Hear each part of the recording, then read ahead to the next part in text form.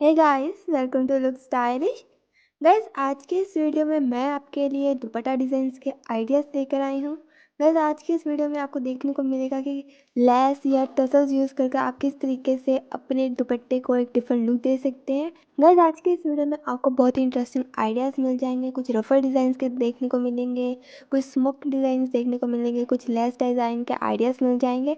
तो वीडियो को बिना मिस किए कंप्लीट जरूर देखिएगा और मुझे कमेंट करके जरूर बताइएगा कि कौन सा दुपट्टा आपको ज़्यादा पसंद आया, और वीडियो को लाइक देना मत भूलिएगा। फिर मिलेंगे दोस्तों एक नई वीडियो के साथ। तब तक के लिए B stylish, look stylish. Thank you.